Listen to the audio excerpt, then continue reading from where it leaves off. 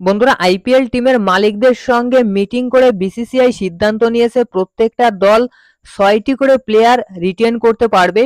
অর্থাৎ মেগা অকশনের আগে প্রত্যেকটা ফ্র্যাঞ্চাইজি ৬টা করে প্লেয়ার রিটেন করতে পারবে, যার ভিতর কিন্তু আবার ইনস্ট্রাকশন দিয়েছে 4টে ক্যাপড প্লেয়ার, একটা আনক্যাপড এবং একটা আরটিএম কার্ড। তো দেখো, কলকাতা নাইট রাইডার্স কোন কোন প্লেয়ারদেরকে রিটেন করবে। এখানে কলকাতা নাইট রাইডার্সের দলে 11 জন প্লেয়ার রয়েছে যাদেরকে কলকাতা নাইট রাইডার্স রিটেন করতে পারতো যদি এটা মেগা অকশন না হয়ে মিনি অকশন হতো। তো যেহেতু 6টা প্লেয়ারের বেশি রাখতে পারবে না, সেহেতু কোন 6টা প্লেয়ার রাখতে পারে সেটা নিয়েই এই ভিডিওতে কথা বলবো। তো সম্পূর্ণ ভিডিও দেখুন, আর ক্রিকেট সংক্রান্ত সমস্ত আপডেট পেতে চ্যানেল অবশ্যই সাবস্ক্রাইব করে রাখুন, আর ফেসবুক থেকে দেখে থাকলে অবশ্যই ফলো করে রাখবেন পেজটি। তো বন্ধুরা, Kolkata night Riders defending champion 2024 সালে দুর্দান্ত খেলেছে, যার কারণে চ্যাম্পিয়ন হয়েছে তৃতীয়বারের মতো। তবে বিসিসিআই কিন্তু সিদ্ধান্ত নিয়েছে আইপিএল 2025-এর আগে মেগা অকশন হবে, সেখানে প্রত্যেকটা দল 6টা করে প্লেয়ার রিটেন করতে পারবে, বাকি সব প্লেয়ারদেরকে কিন্তু রিলিজ করে দিতে হবে। তো এখানে মেগা অকশনের জন্য কিন্তু সব থেকে বড় সমস্যা যে দলটার হচ্ছে সেটা হচ্ছে কলকাতা নাইট রাইডার্স। কেননা এই মুহূর্তে কলকাতা নাইট রাইডার্সের স্কোয়াডে 11 জনেরও বেশি প্লেয়ার রয়েছে যাদেরকে কলকাতা নাইট রাইডার্স রিটেন করতে পারে বা পারতো।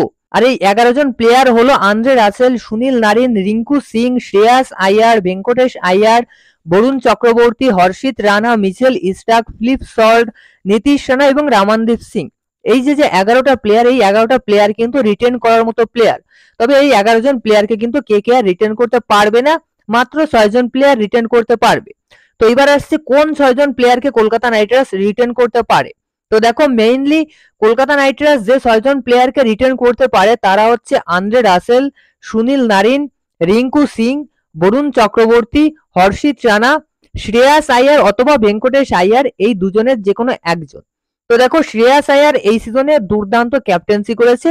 ব্যাটিং এ কিন্তু শ্রেয়াস আইয়ারের কাছ থেকে খুব একটা ভালো পারফরমেন্স কেকেআর টিম পায়নি।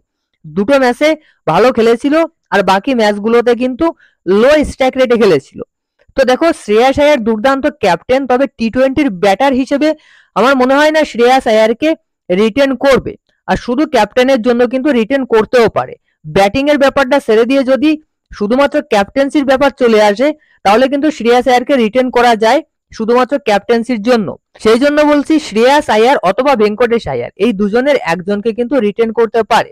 সেখানে আন্দ্রে রাসেল এবং সুনীল নারিন দুজন ফরেন প্লেয়ার থাকছে, আর বাকি কয়েকজন কিন্তু ইন্ডিয়ান প্লেয়ার থাকছে, যেমন রিঙ্কু সিং, বরুণ চক্রবর্তী, হর্ষিত রানা, শ্রেয়াস আইয়ার অথবা ভেঙ্কটেশ আইয়ার, এই দুজনের একজন থেকে।